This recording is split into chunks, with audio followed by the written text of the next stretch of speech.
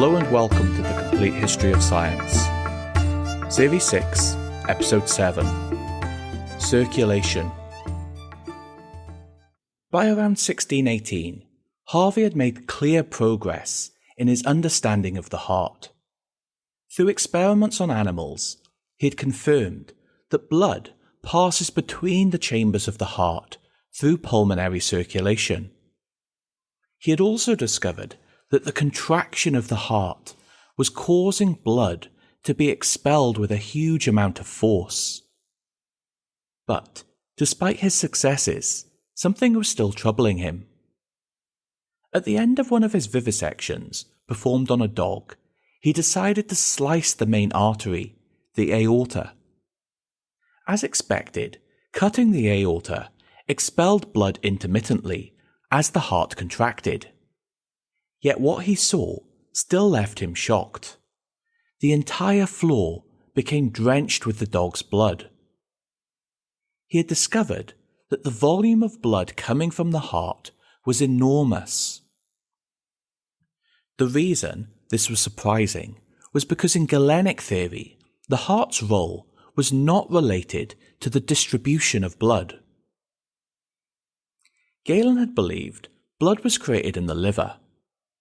The blood was then transferred around the body through the veins, and only a portion of this blood made its way to the heart.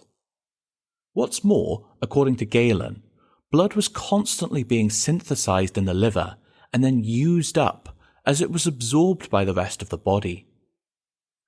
This seemed strange to Harvey, so to find out more, he performed a calculation. Harvey approximated how much blood was held in the heart during expansion, then took a conservative estimate for how much was ejected during a heartbeat. The figure he settled on was 1 dram, or roughly 3.5 grams in today's units.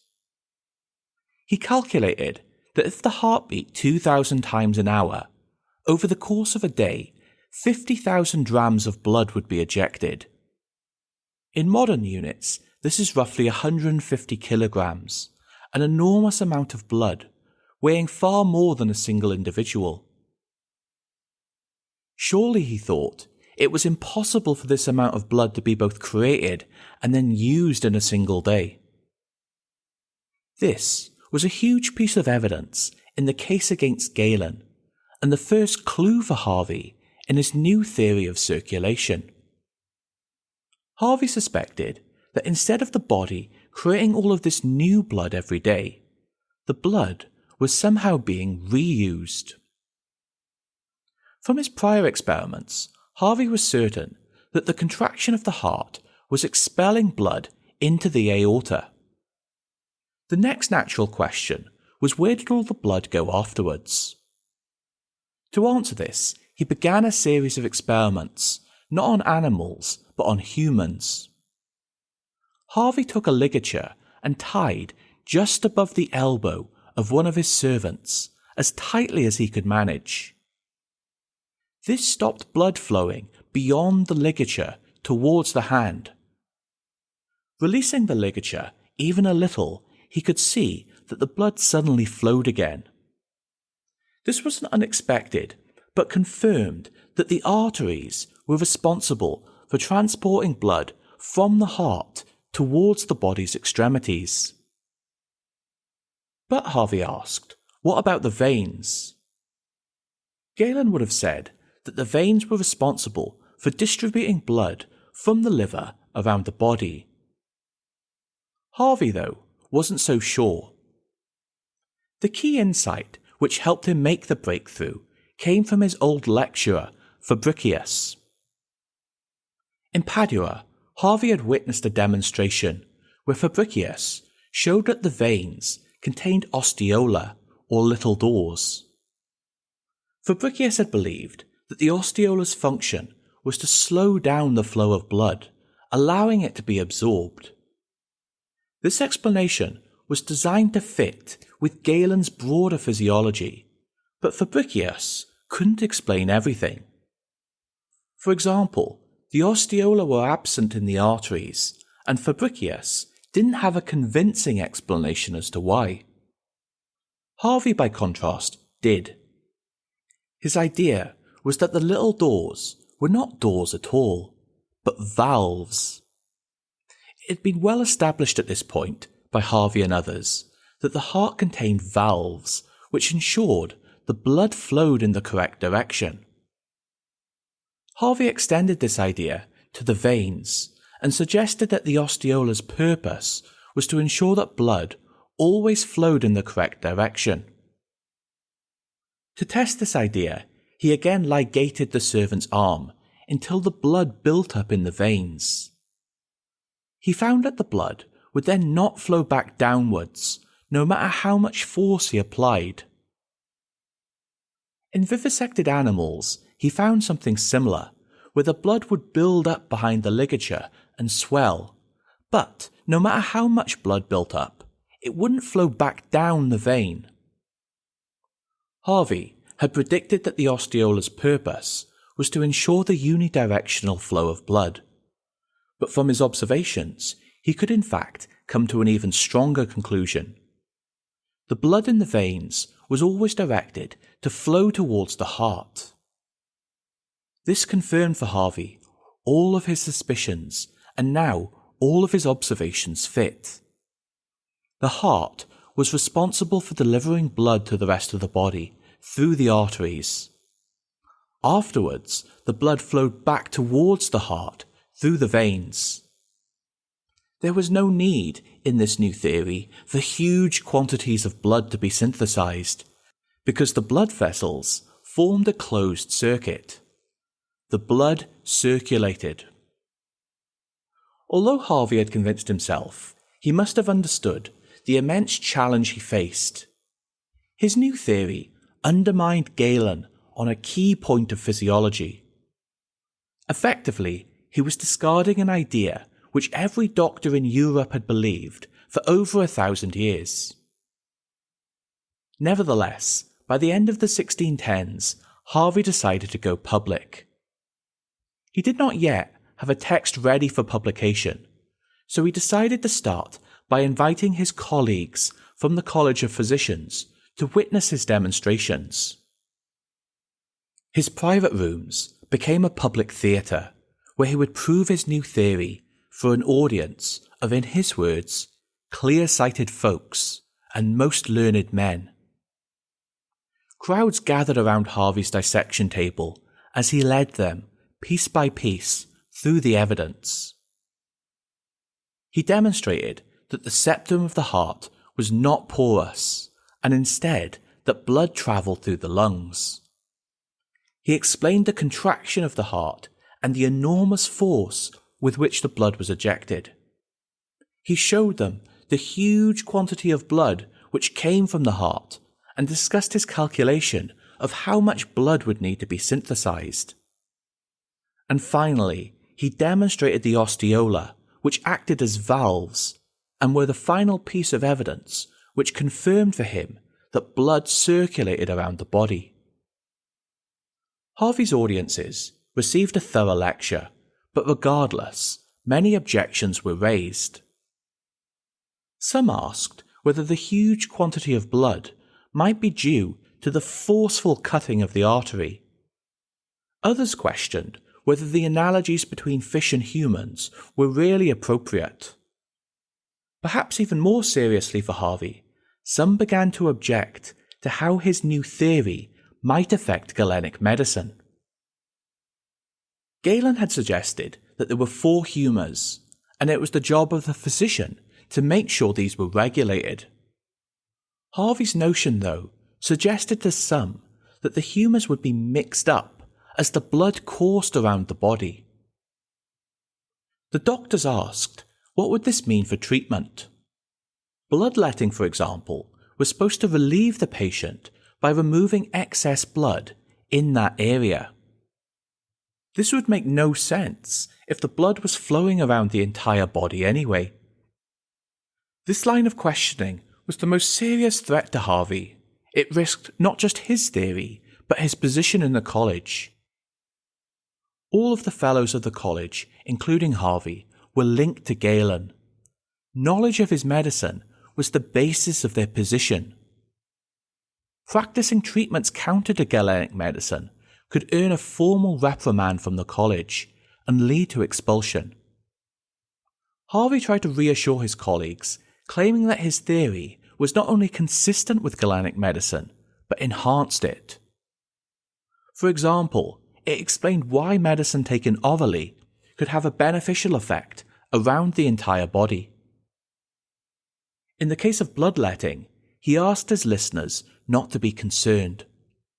Bloodletting, he said, had been shown to be an effective treatment, which could continue to be used no matter what his theory seemed to suggest.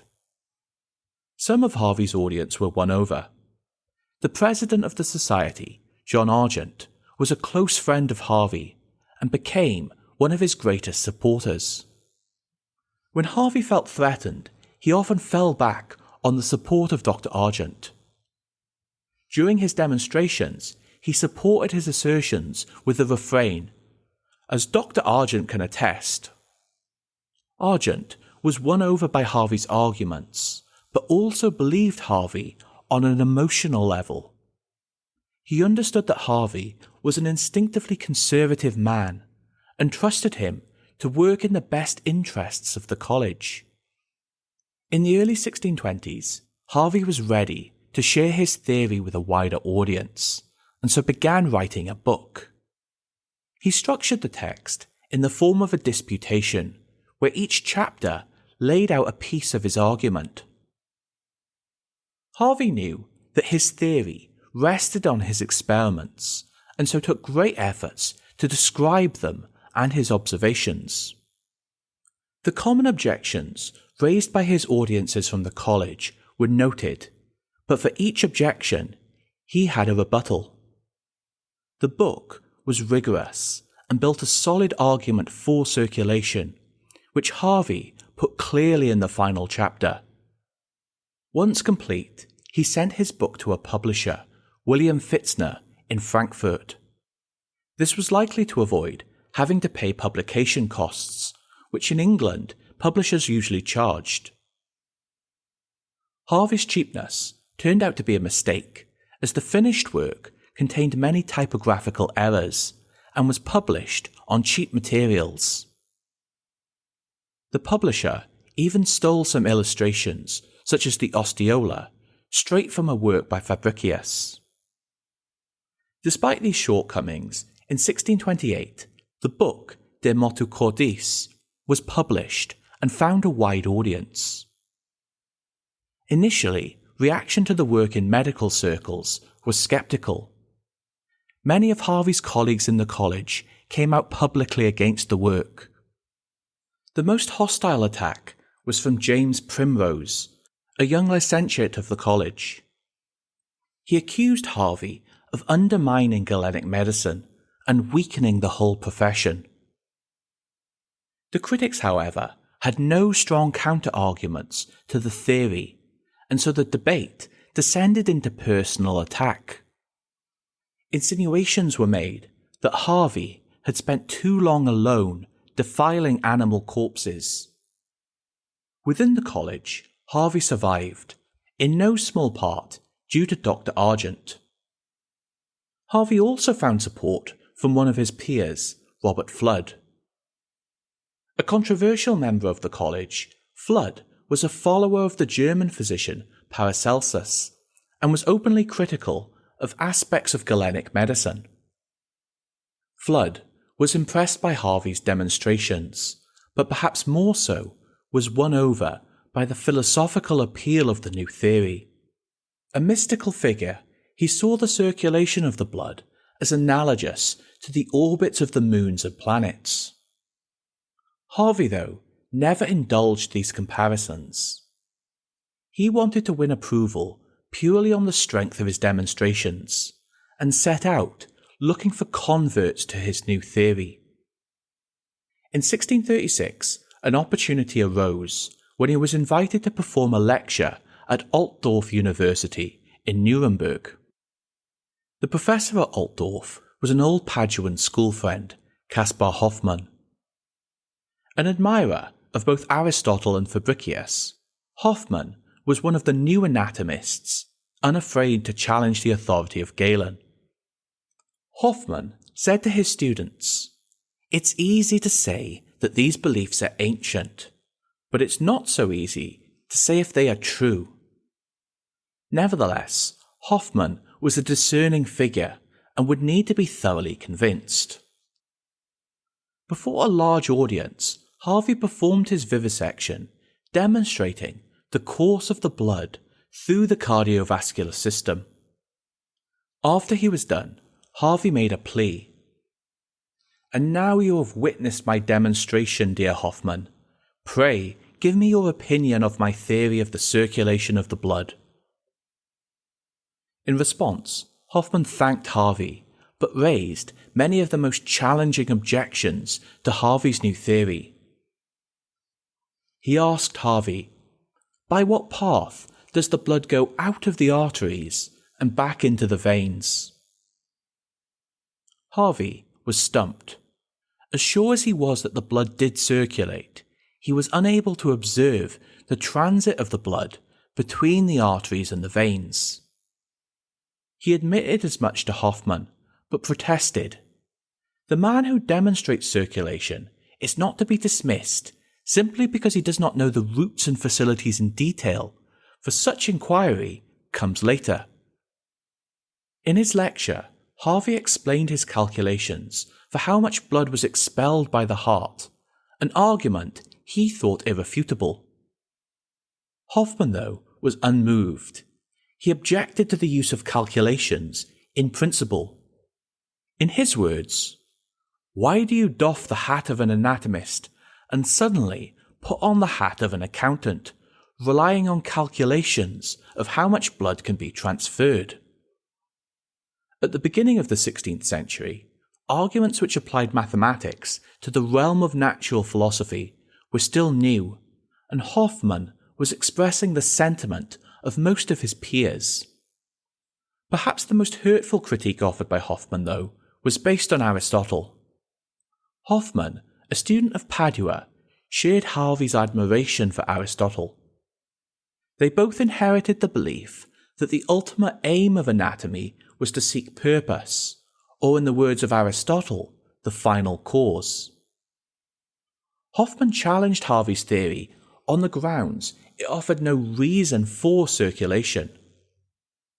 Despite over 20 years of investigation at this point, Harvey had no response and was open about this with Hoffmann.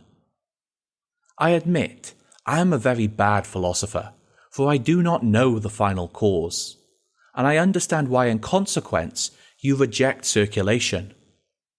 "But," Harvey retorted, "first you must confess there is circulation of the blood, then inquire what reason there is for it." Hoffmann was dismissive, and the tone of the conversation became increasingly hostile. He taunted Harvey, exclaiming, "He's a circulator." This was a clever play on words, as a circulator was the name of a low sort of apothecary, something like a snake oil salesman. Harvey was sensitive to this attack. He feared ridicule, especially from peers like Hoffmann. The debate ended abruptly when Harvey took a knife from the dissection table and threw it forcefully to the floor. For the remainder of his life, Harvey was convinced of his theory, but frustrated, he was unable to answer the objections which were raised by Hoffmann.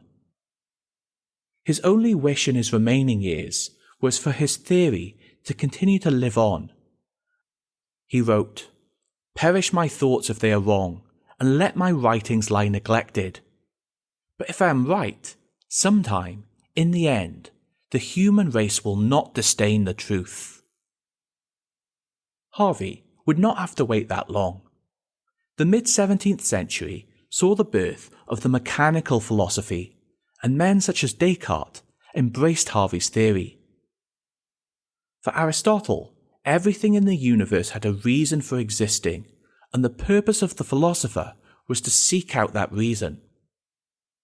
Descartes, however, believed it was sufficient to find the physical cause of a thing. In the case of the heart, Aristotle believed that it was the seat of the emotions and the source of the body's innate heat. By contrast, Descartes saw the heart as merely a pump whose function was to transport blood. Harvey disliked this interpretation, but couldn't offer a substantial alternative. Throughout his life, Harvey maintained he was a follower of Aristotle, but the reality was more complex. He was a man of his age, an experimental scientist, advancing hypotheses and designing ways to test them.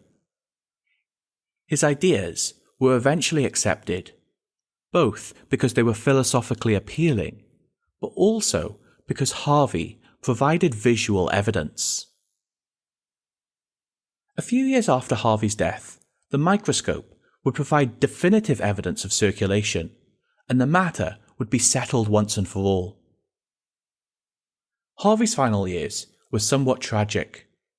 His medical career continued strongly, and he became the close personal physician and friend of the King, Charles I. But when Charles was executed by Parliament in 1649, Harvey was marked as a delinquent. In the Civil War, 3 of his brothers died fighting for the Royalists, and his wife of 40 years, Elizabeth, passed away. Their marriage was childless, but not loveless, and he grieved for her deeply. Harvey managed to preserve his status within the college, but this was little consolation, and his final years were marked by many depressive episodes. He often discussed suicide with friends. Harvey never carried through on this threat, and died in 1657 of a stroke. His life had spanned a period over which the world had changed dramatically. Abstract philosophizing was falling out of favour, while experiments and mathematics were becoming the new currency. No one could quite say when it had started, but as Harvey lay on his deathbed, it was undeniable that the scientific revolution had begun. This is a story we'll pick up again in a future series. I hope you've enjoyed this series as much as I've enjoyed researching it. In the next, we'll actually go back in time a little to follow Kepler, Brahe, and Harvey's compatriot, William Gilbert, before we move on to Galileo, probably in the series after. I'm quite excited to move on to this period, as it's a real passion of mine. It'll undoubtedly be, though, quite a while before the next episode. Please be patient, and if you want to support the show, please leave us a good rating or review on your podcast app. It makes a big difference in growing the audience and gives me a lot of motivation to continue. Similarly, feel free to keep getting in touch, and thank you to the people who already have. I try and respond to every email. It means a lot to me when people say nice things about the show. Until next time,